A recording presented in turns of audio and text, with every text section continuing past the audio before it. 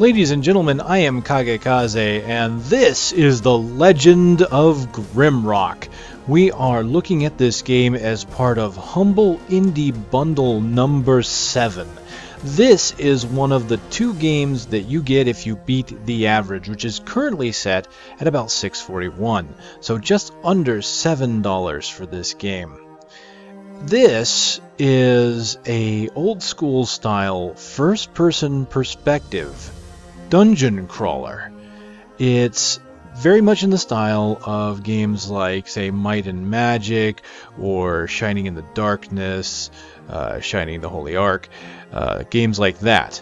This is real-time combat rather than turn-based combat, and it's based around puzzles more than the combat, but the combat is definitely there. And this is honestly a very good-looking game. It's by Almost Human, and I look at this and the graphics themselves definitely invoke, like, I look at it and it honestly feels like this could be a AAA title, for example. There's a lot of good stuff done here, and it just really invokes the feeling of a lot of the old school dungeon crawls. There's a lot of stuff here, including a dungeon editor. You can actually go through and make your own dungeons. I haven't really looked at that too much, but let's go ahead and look at our options screen. You can see they put a lot of work in here. You've got resolution, you can go into full screen, you can do VSync, basically a whole bunch of options here ready for you to just tweak the game however you want it. You've got the ambient music and sound effects. You can even tweak how the game itself plays. You can play it in tablet mode. So you can actually put this on a touchpad, or if you prefer just using a single mouse button click, this would be the mode for you. I am tempted to use it. I played a little bit of this, so I know a little bit of the starting puzzles. But I've noticed that you usually attack with the right mouse button, and I'm tempted to do that to do the left mouse button, because I tend to accidentally click, and that moves inventory around, and I'll show you when we get in there. So of course you can invert your vertical and horizontal, which is nice. You have a mouse look. This is the interesting thing. Most first-person dungeon crawls, you don't get to look around. You are looking forward. And then to move, you either basically move forward, move backward, and then turn left, turn right. And then you have to move forward to move. Some allow you to strafe, and this is one of them. You can actually strafe in this. But you also have the mouse look. You can actually look around. You can only look around, though, in basically a 180-degree view in front of you, and I'll show you that. You have arrow icons, so you can use arrows on the interface if you want to use those to move. You can disable the damage text, and you can even hide item properties, so such as attack power, protection, and ability bonuses. So I'm not sure why you would do. I guess if you want to make the game harder on yourself. And then of course there's an autosave and a full key binding screen. Of course, as you can see, there's really not a lot. Everything is pretty much done with the mouse. So you've got the move, forward, back, left, right, turn. You have a rest button, and unlike most of the first-person crawls, you actually get a map. Of course, you can turn that off if you want. If you want to go old school, you can. So let's look real quick at the game here. We're going to go ahead and do a new game. So you've got difficulty, normal, easy, and hard. You can create your own characters, and like I said, you can go into old school mode, which basically gives you no map. You have to, and this is something I've been tempted to do, but for the sake of brevity, I'm not going to do it for this. I enjoyed old school games where I had to pull out the graph paper and actually map my progress. I did that most recently. Honestly, the most recent game I played of this type is Shining in the Darkness. And I had my own maps that I was making. I didn't go out and look them up because I wanted to explore. I wanted to know what was around and make my own notes. That was what I found kind of fun about it. So this game will give you a predetermined party unless you create it. So I'm just going to go to create so you can see the screen. I'm going to actually do the predetermined party when we go into the game proper and we review it here. You've got 4 races. You've got human, which is kind of the all-around, as many games of this type do. You start off with 4 skill points if you're human. There's minotaurs, who gain strength and vitality but lose dex and willpower, so they're really not good rogue types, and rogue or mage, honestly. Minotaurs, you're more than likely going to be your brawlers. And as you can see, and just talking about that, we'll just go ahead and real quick, since there's only 3. You have the standard class archetypes of fighter, mage, and rogue. Okay, so we go into Lizardmen. Lizardmen have more dexterity at the loss of willpower, so they could make good fighters or rogues. They could actually do mages if you want, since a -1 on willpower is really not a major disadvantage as compared to the 3 of a Minotaur. Alright, and then finally you have Insectoid. That's kind of a new one. A lot of these games, you know, I expect to see kind of Minotaurs or, you know, orcs. Okay, Lizardmen, I've seen that before. Insectoids is kind of an awkward choice, but, you know, that's kind of cool to see that. And as you can see down here, you have multiple portraits for your characters. Insectoids have limited strength and vitality, so they're probably not going to be your frontline guy, your fighters. They do gain a small dexterity boost, but their major strength is in the willpower, which makes them an excellent caster. Now, each of these types of class here, we have the fighter, you have different skills. So we've got athletics, armors, axes, maces, swords, and unarmed combat for fighters. We've got different magic for mages, air, earth, fire, ice. Spellcraft and staff defense are out there as well. Lastly, the rogues get assassination, daggers, dodge, missile weapons, throwing weapons, and unarmed combat. And for any character, you can pick a couple traits. And looking at the traits, these are pretty straightforward, honestly. Attack power bonus, dex bonus, strength, energy, resist cold, evasion, resist fire. This is attack power when you're unarmed, so you can be bare-fisted. The Minotaur and Insectoid both get specific traits that only they can have. You have Headhunter, which is attack power for each skull carried, so that's kind of cool. So you go around finding skulls and you can get stronger and stronger. Healthy for vitality. The Insectoids get natural armor, so you get additional protection, which is... Let's look at the Insectoid again. They had a loss of 2 vitality. So I said that they wouldn't be in the front line, but I guess if you've got natural armor, that might not... You could be too bad. You could probably go ahead and do that. They lose strength, too. Yeah, either way, you get a bit more protection if you want. Skilled gives you more skill points. Strong Mind gives you willpower and then more health. Now, skill points are what you spend in... let's kind of go... Pick a trait. These are the skills right here. So the skill points you get, will give you these. And going back through here, what you can see is... oh, there's a couple more bonuses here that I didn't go over on the Minotaur. For example, Minotaurs only have 1 skill point. So if I play a Minotaur, I can only pick 1 of these and put 1 point in it. Humans, I can pick 4 or put more points in any one of those. Lizardmen get 3 skill points, and Insectoids get 3 as well. But it looks like they have a penalty to food consumption, whereas the Minotaurs gain food consumption. So that's definitely a lot of choices here. You can pick however you want to make these. So this has definitely got, like I said, the old school feel to it. But we're not going to do that. We're not going to create the characters, because that's going to take a lot of time. Let's go ahead and start the game with the predetermined party.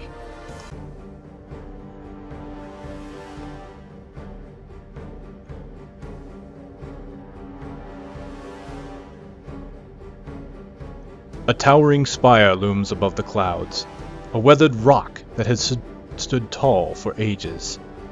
Longer than the histories of men have been written. It is a desolate place now, only remembered when things need to be discarded and forgotten. An airship struggles to gain altitude as it floats towards the peak.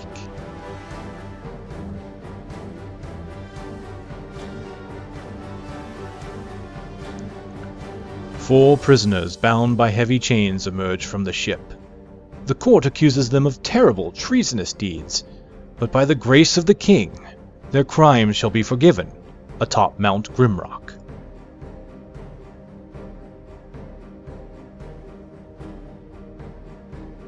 Their final trial is at hand. Numerous prisoners have retrieved their pardons here, yet none have returned to live their life in freedom. They are at the very top of the world, and below them Only darkness and justice await.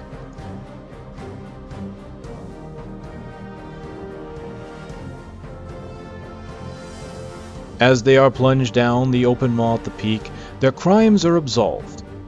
Everyone before them has perished in the guts of the mountain, but will you be able to lend them through the dark and to the freedom that awaits at the base of Mount Grimrock?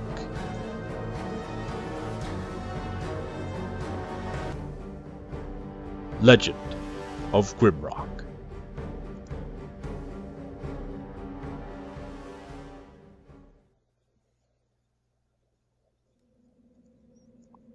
Alright, I know that word was lead, I kind of misdid that, but that's okay. I have a hard time with dry readings at times. That's okay, you guys are probably used to that if you've seen anything I've done. So as you can see, this is the very standard first-person dungeon crawl affair, but of course here I can hit tab and we have a map. And you can see that it doesn't fill out the squares all the way until you've actually traversed nearby. So it shows you everything adjacent. See, there's adjacent, nothing diagonal. So if you want to fully fill out the map, you're still going to have to kind of walk around. So you can see there's some pretty nice lighting effects going on here. The game itself looks, to me, fantastic. Really like it. So we're going to go ahead and go forward, and we already have here our first issue here. So what's this? Choose your fate. Perish in this cell, or pick up the torch. So these words here, of course, in runes, I can click on and actually translate it. So of course it's telling me I need to pick up the torch. And this is important because I pick up the torch, well, hey, viola. But you'll notice it's dark without the torch. I can put it in one of my character's hands, and here we go. We have ambient lighting now. We can actually look around with this torch, and that's nice. Now here we go. Here we have the mouse look. You can see this is where we fell in. And this is what I was talking about. You have about a 180 degree of freedom when it comes to using your mouse look. I have to hold down the right button and I can kind of look around as much as I want. And of course if I let go, it will put it back into the perspective that you would normally be in. So I could quick turn using the mouse if I want, or I could of course just use the keyboard to do that. Navigation is not that hard, honestly. I have to get used to the keys though, because these whole first-person perspective when it comes to these dungeon crawls, and since you can strafe like so, you have to kind of do that quickly in combat, be able to strafe, turn, you know, like that. You know, say for example I'm fighting a monster here, you know, let's say I hit it, I could then turn, hit the monster again, strafe, turn, like that. That's how the combat will be handled. Alright, so since I played a little bit of this, I do know that these torches will burn out. So what I'm going to do is pick up another one, open up my character sheet, and put it down.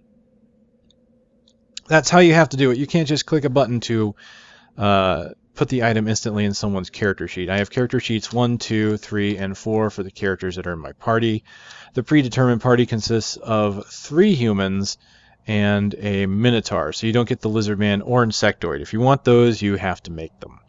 So we get in our party a fighter who has 2 in athletics, and you can see here what you get for these skill points. They're pretty much skill trees, but they're linear skill trees. So in athletics, if I get it up to 5, I get additional vitality. Up to 8, I get health. And you can see you get special abilities such as endurance, which decreases food consumption rate, porter, which increases carrying capacity, and iron body, which is health, things like that. Looks like I was wrong, judging by that, which is the gaining decreased food consumption. I'm guessing the insectoids actually consume less food. So that's kind of nice. Minotaurs will have to eat more often, it seems. So let's go ahead and look at our Minotaur. This is Mork from Orc. Nanner nanner. He is a fighter as well, who, of course, being a Minotaur, only has 1 point, and it's in maces. Alright. We also have a human rogue. A human rogue. Alright, so she is versed in daggers, dodge, missile weapons, and throwing weapons. This is quite nice. Because as you can see here, this is something I didn't go over earlier. You have a 4-man party, but this is your marching order. This is exactly how you're walking. I have the human and the Minotaur in front, and I have the rogue, and of course I have also a mage in the back. So In the back, well, I'm going to show you this. I can right-click on one of my hands, and that's how you attack. Well, the characters in the back can do that too, but the problem is they can't reach. They're actually walking behind, so they can't hit what's in front of us. So a rogue and mage are going to have an advantage here because even though they can't attack with melee, they can use ranged weapons. So she can use missile weapons or throwing weapons. So I want to probably give her some throwing weapons because that's what she is more versed in right now. But a beautiful thing about rogues when they learn daggers is if you look at number 22, or I'm sorry, oh, it's not daggers, it's assassination, I believe. Here we go. Yes, assassination level 12. Reach attack. Attack with melee weapons from the back row. So if I get her up in daggers, I can go into assassination and she can start attacking from the back row with melee. You can also see at level 50, Master Assassin gets something, but it won't tell me what. So there's a lot of stuff you actually have to discover in this game. Like let's look at the mage, for example, the magics. You can see spells. I have a spell here under fire magic, but it says I don't know that spell. Reason being is if I try to cast, you'll see it's got a rune system. You have to discover your spells using this rune system. Either determine it yourself or find scrolls in the game. As of right now, the only spell I can cast is Fireball, and thankfully I already know that spell's incantation. It's actually this rune right here. I'll click it. Boom. Discovered new spell, Fire Burst. If I mouse over the fire magic, you can see, hey, yes, I have a spell, Fire Burst. If you look at these, that is the only spell I have right now, because my ice magic, my earth, air, none of them have points in them, so I don't know any other spells. My next spell will basically be if I go into another magic, or if I go into spellcraft, level 5. Alright, so let's go ahead and get on with the game. We left click on objects in the game to use them, so you can see I can click on that to move forward. Just go along here. Hey, look, there's some stuff on the ground. Hey, a peasant's tunic. We'll give that to our fighter, as well as some breeches. Very good. What do we have here? Ooh, a cudgel. Okay, we'll give that to the fighter for now. Do either one of these guys have unarmed? Let's see. He has none, and the Minotaur has none, so it doesn't matter at this point. Alright, let's go ahead and grab another torch. Switch. You see very standard fare here.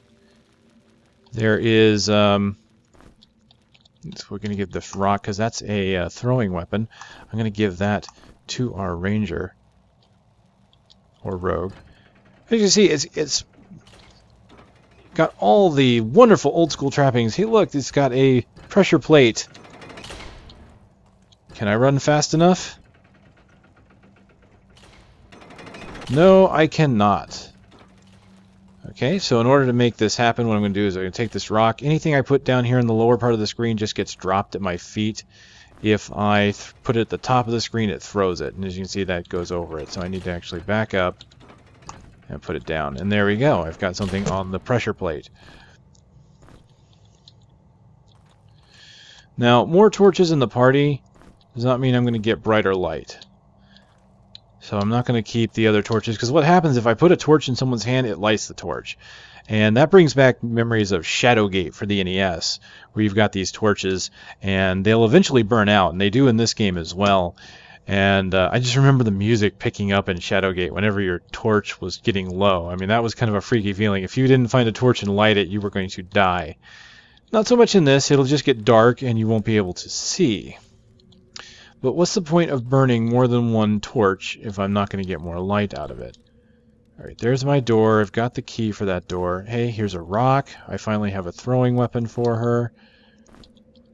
And I'm just picking up torches because I just don't want to run out of light. And it looks like I've gone around everything here. So let's go ahead and open up this door, shall we? Let's go into inventory. Key. Click. Excellent. So what do we have here? Loose rock. You know, this, when I played this the first time, like I said, I only played a little bit.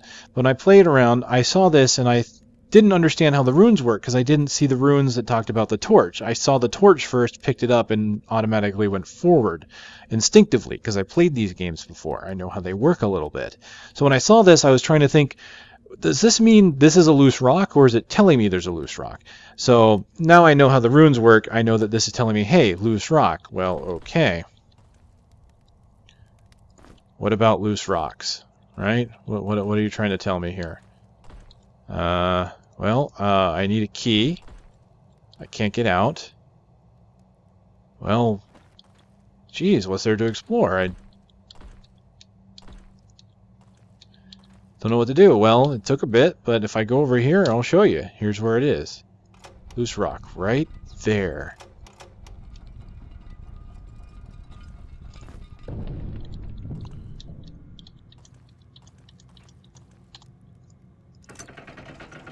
And we're in. I don't know if I'm going to need so many torches, to be honest with you. I may leave some... Oh, here we go. This is our first creature. So what I'm going to do is I'm going to preemptively get a spell ready. I don't think I can reach it from here. Let's... Yep, okay. So apparently my fire burst will only hit one square in front of me. And this is something to keep of note. I'm going to do this. This is going to hurt, but I'm going to do it. If I try and do it on a square in front of me that's blocked, I just took a bunch of damage on all my characters. Now I'm going to go ahead and use the rest feature. You can kind of see it here. There we go. Everybody's healed up, so I'll just hit it again. So I'm going to go ahead and... This is why I'm thinking of changing it to the left click, because if I left click here, nothing happens. I have to right click to cast, and of course I have to right click to attack. And if I left click, it moves the items around. So I'm tempted to just make that left click and right click to remove the items. That seems a little more intuitive to me, but I'll think about that. We're not going to worry about that for this playthrough. We've got everything ready here, so I've got a ranged weapon, I've got my fireball ready, and I've got the 2 meleeers. So what I'm going to do is I'm going to start combat with my range. 7 damage. Alright. Alright, let's kind of lead him on a merry chase. See, as you can see, he's got to kind of turn around. There we go. 60 XP. So you can kind of move around and use the environment to your advantage to escape damage. And based on how you're turned, you'll see that my mage took some damage. So it was probably when I was turned to the side, since he's on my right-hand side. When I turned left, he took the damage. Because in this formation, since I'm turned left, the Minotaur and the mage would be in front of the creature at that time. Sorry, okay, I walk over the rock, and so this is the beautiful thing about this I've noticed with ranged weapons. If I walk over something I've already thrown, it will automatically pick it up. Alright, leather pants, let's get that on the Minotaur, because I don't exactly want a naked Minotaur running around. And I've got a knife, so very good. Some leather boots. Another torch. Oops, I believe, there it is.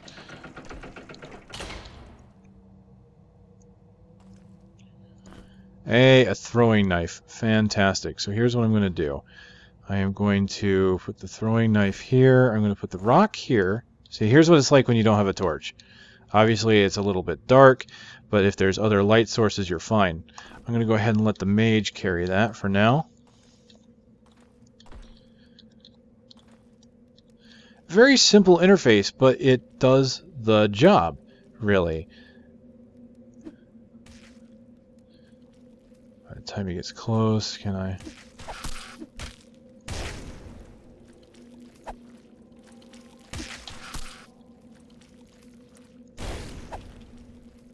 Oh, here comes the other one. Let's grab that throwing knife real quick. Oh, too soon.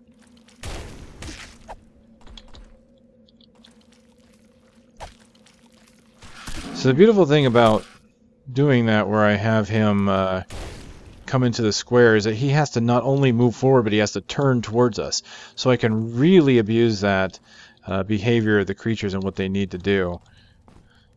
Of course, that's just a melee creature. There will be creatures that will have ranged attacks. Alright, I've got far more torches than I need. I'm leaving that there. Well, what I'm going to do is I'm going to pick it up, make sure it doesn't trigger anything, and then put it back. Okay.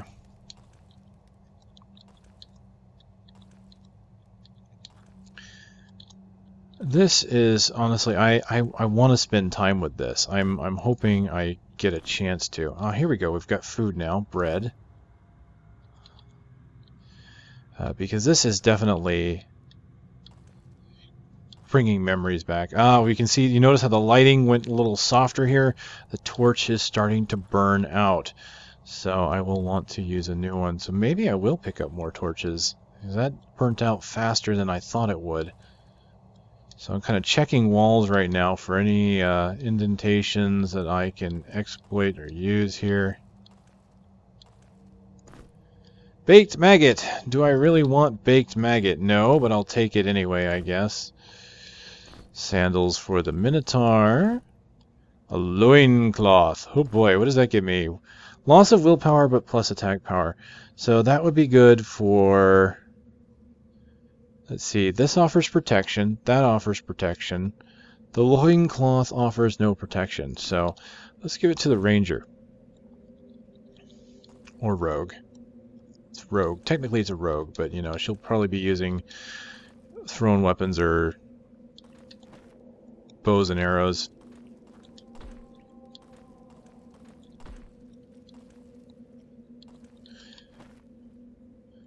I'll have to at some point create my own party and decide if I want my rogue to be an actual rogue who's going to stab with daggers and become an assassin, or if I want my rogue to be kind of a ranger type and use bows and arrows.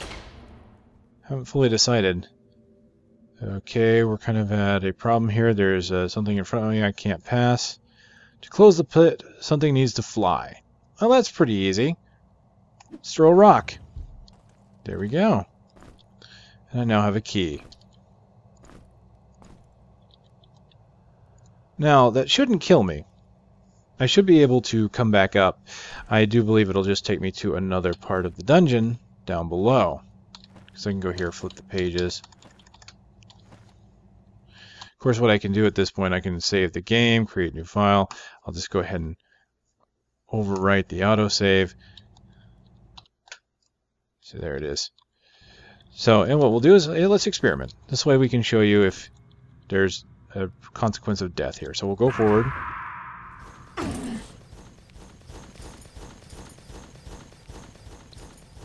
A whole bunch of damage.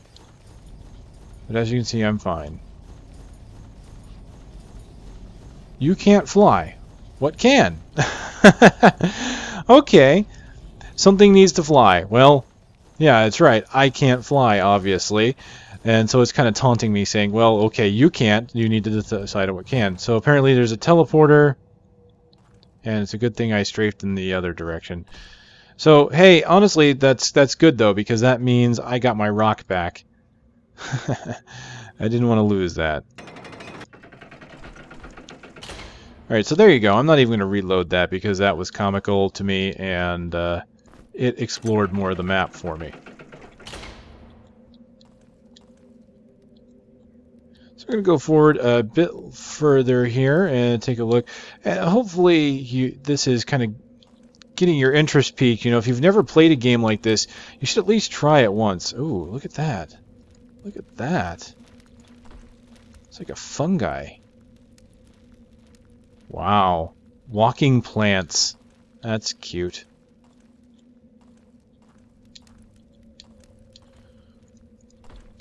You know, if you've never played a game like this, you should at least try one at least once.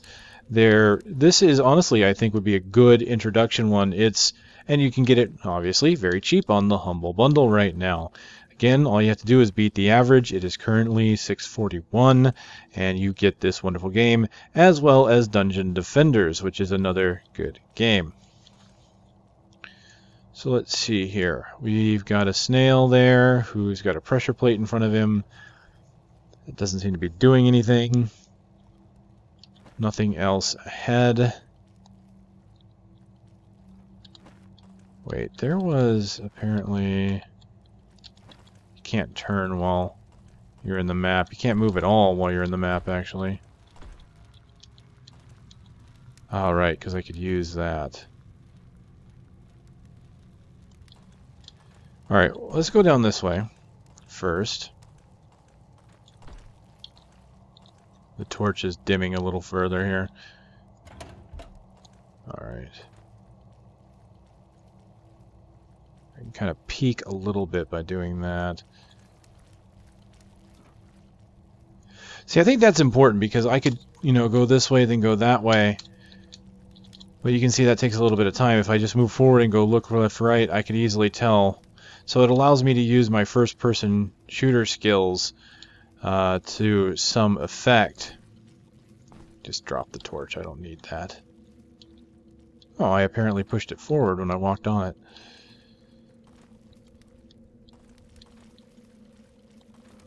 Alright, if I click on this, is that going to open the door? I think it will.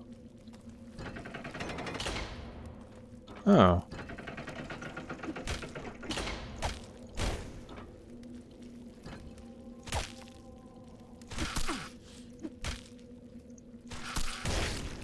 Very nice. Now I'm going to do something here that's going to be amusing. I'm going to back up here. And I just made that slug fall. Now I'm going to step on it.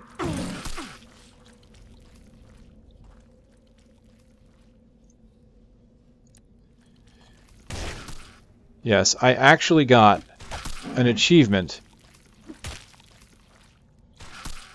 Come on. Oh, this is horribly abusive. I actually got an achievement for stepping on that slug when I did that the first time. It was... Trust me, that was funny. Hey, a cap. See, sometimes falling down pits is a good thing. You have to decide whether it's worth the damage or not. In this case, I think it was. Wait, did I lose my throwing dagger? Oh, it's because I threw it up top, I believe. And here I am, back where I started. Let's click the... there we go, get the trap back. And I think it's because I fell that it didn't automatically pick up the dagger. Okay.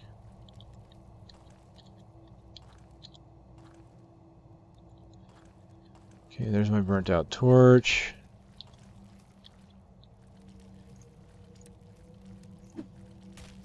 Ah, gotcha. Oh dear.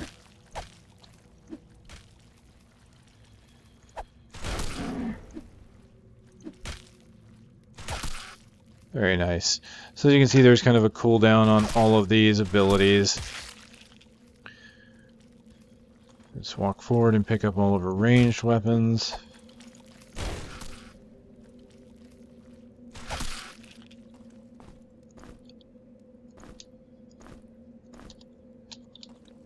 Very good.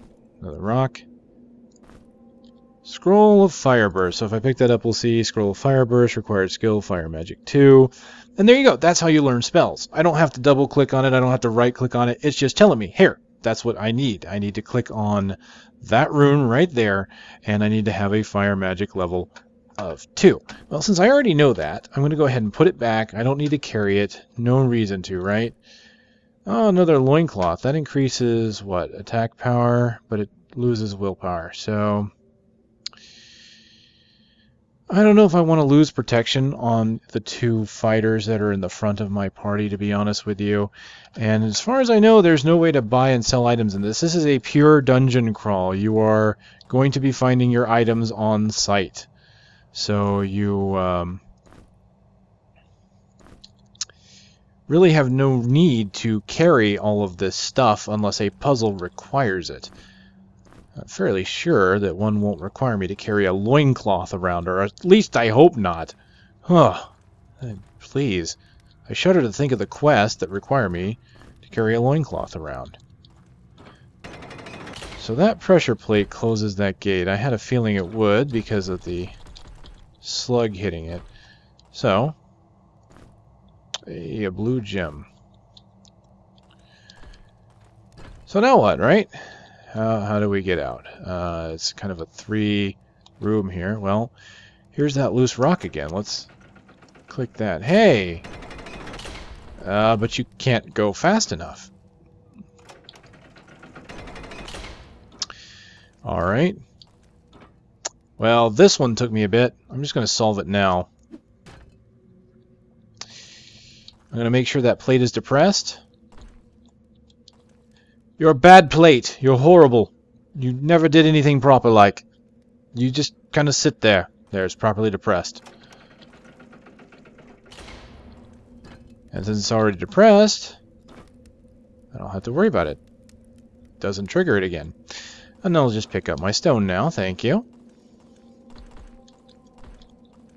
See, I do that. I accidentally hit the strafe when I mean to turn, and turn when I mean to strafe ones. Hi! Hi there. You would think that's a wide enough opening that I could... Alright, let's just get ready to cast a spell on its face, shall we?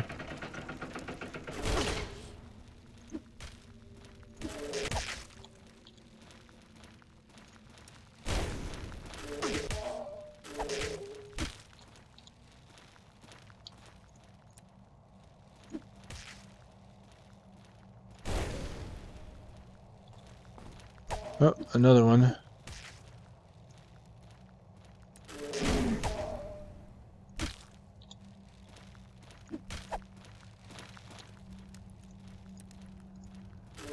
Oh, he's out of energy.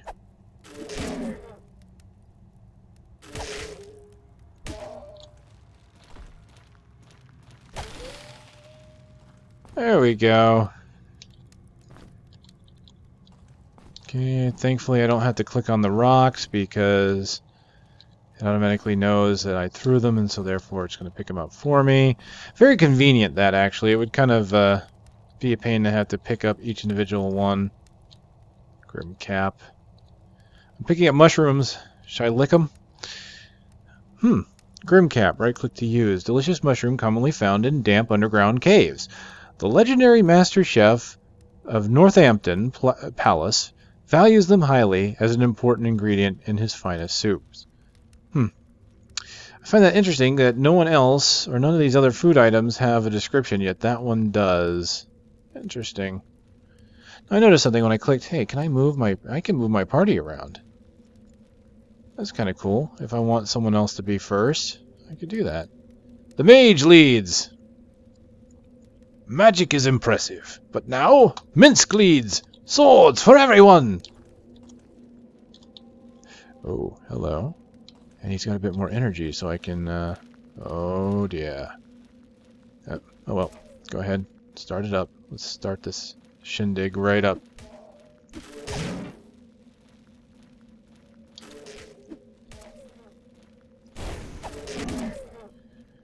Come along now. Die.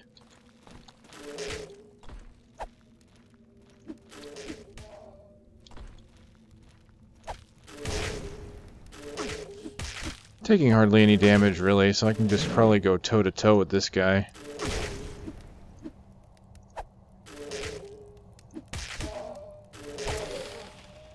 There we go.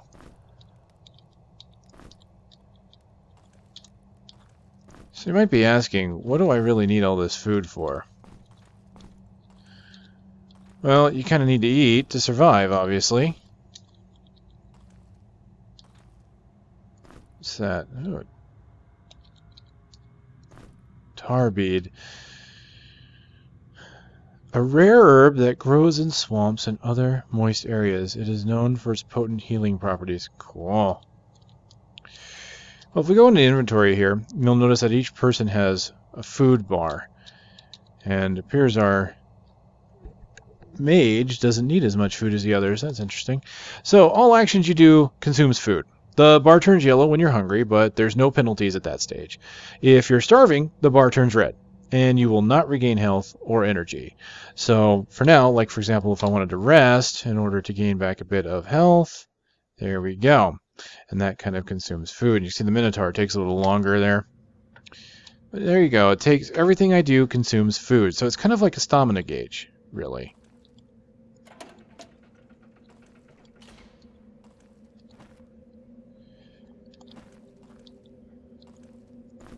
Okay, cool. I've got another blue gem. Very good. Wait, what's that?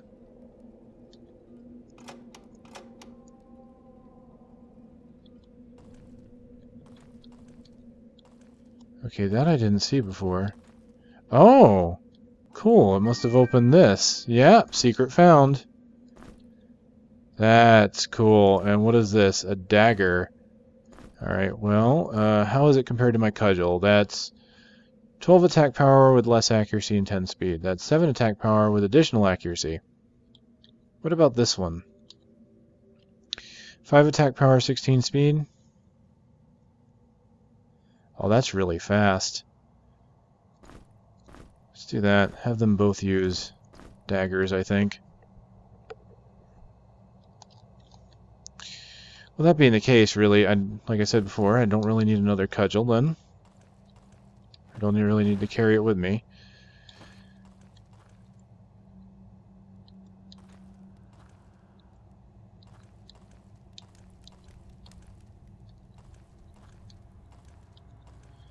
Alright, so we're going to go ahead and solve this puzzle now of the eyes. I seem to recall there being another secret around here. Oh well, we're going to go ahead and take these and put them in. Oh dear. I forgot about you.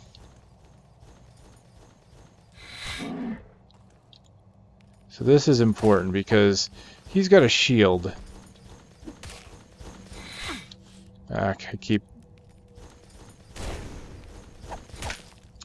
And as you can see, trying to hit him with the shield is doing minimal damage. So I kind of have to strafe turn, and try not to turn when I meant to strafe.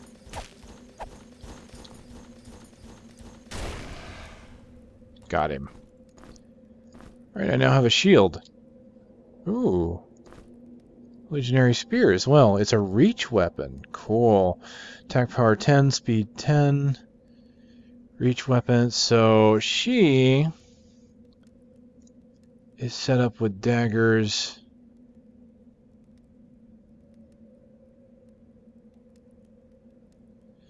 They got her set up with daggers, but yet they've got her set up with throwing weapons too. Wonder why they did daggers. Of course, I could always upgrade daggers, and you'll notice it gives me dexterity. That doesn't matter if she's really using a dagger or not, I think. Oh, it says the aforementioned bonuses only apply with fighting with a dagger. So I suppose what that means, though, since that's a throwing dagger, that would probably give me the benefits of daggers and throwing daggers.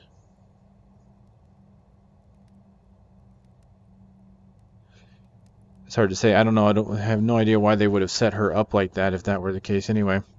Because, yeah, look, they even give her a missile weapon, so I guess I'd have to pick. For whatever reason, she's got skills in all of them. So, okay. But the dagger is not really doing me much at the moment. So what I can do is this. I can take this spear and do like so. For now.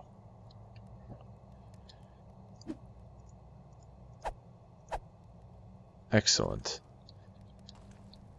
Now I'm going to look real quick because like I said, I seem to recall there being another secret in the area, and I just want to take a very fast, quick peek.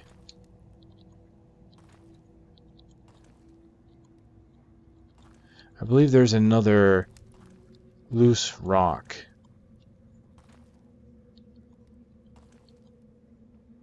Somewhere. Not seeing it.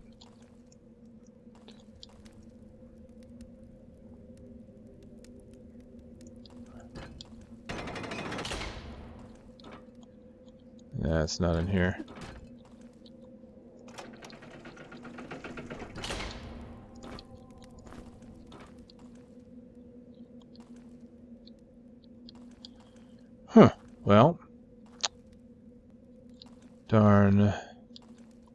Maybe it was earlier than that.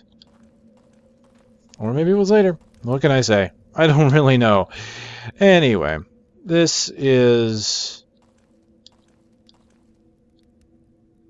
very well done, I think. Very well put together. Oh wait, here. Loose rock. Hitting it twice was probably a bad idea. Let's see. Scroll. Doors of iron. Great rewards can be found behind these doors. To gain access, look carefully for small details and use your wits. Alright, so, small details. Well, got that, and hey, look, there's another one right there. And there's the iron door. Excellent. That provides me with a whitewood wand. Gives me more energy. And that's about it, but hey, that's good for spellcasting, because if I right-click on that, there we go. What's this? This magical staff is a powerful weapon when wielded by a potent mage. Oh, well, thank you. I am glad to know that. I shall give it to my potent mage. Still don't know what that one does, if anything.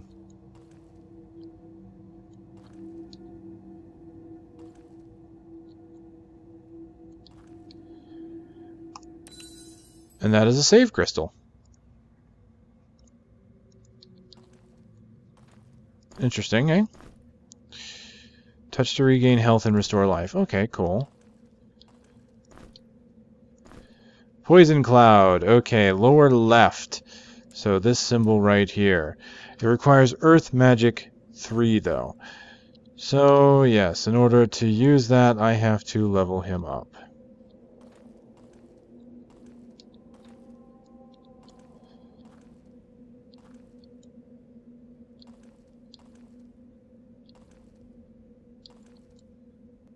Odd. I feel like I was leveled up at this point last time I played.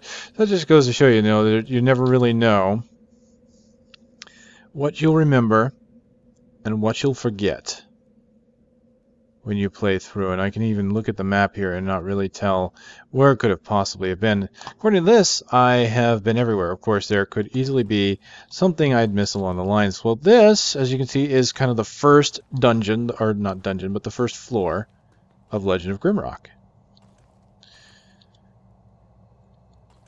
And there is much more in store here. So, hey look, barrels. Breaking barrels. Breaking barrels. It's this Diablo all over again. Come on. Oh, you're gonna go that way? Oh, come on. Oh, well, what you gonna do? Okay, are you gonna go once? Weird.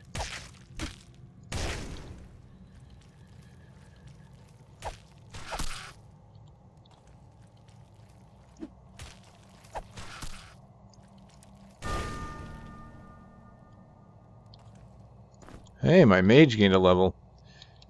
I think that's why they're not gaining levels. My mage is getting most of the kills, so therefore he's probably getting the lion's share of the experience at this point. Oh, torch is going out. Alright, well that gives me a chance to kind of show off the leveling system here. As you can see, it has given me, level up, you have unused skill points. Go in here, here's my skills. So, what can I put these in? Well, I know I can get Poison Cloud with Earth Magic level 3. So, do I want to go ahead and do that? Well, for the sake of this, I'm going to go ahead and show it off. So I am going to do that. I'm going to go level 3 in my Earth Magic, and if I go 5 into Spellcraft, I get 2 spells. You can see there at level 5, there's 2 unknown spells. That will be the next one I want to get then, because I have no idea what I could get there, but that's 2 spells, and that increases my versatility. So I'm going to go ahead and put the last skill into Spellcraft there. And he only needs 2 more now to get 2 more spells. Alright, let's go ahead and replenish the... Okay, I can put a torch beyond the bars, but I can't shoot through... Whatever. Okay, minor issue there, but that's okay. We're fine. We're moving on. So we've got Poison Cloud now. I'm going to use this on the next thing I see, so you can kind of see it and get an idea of what kind of cool spells you get in this game if you decide to pick it up, which I highly suggest you do. I like it. I think it's great. Since I'm just trying to find something to kill at this point, ladies and gentlemen, this is Legend of Grimrock as part of Humble Indie Bundle number 7. I highly suggest you pick it up. It is a very cool game. I would say it's definitely worth the purchase.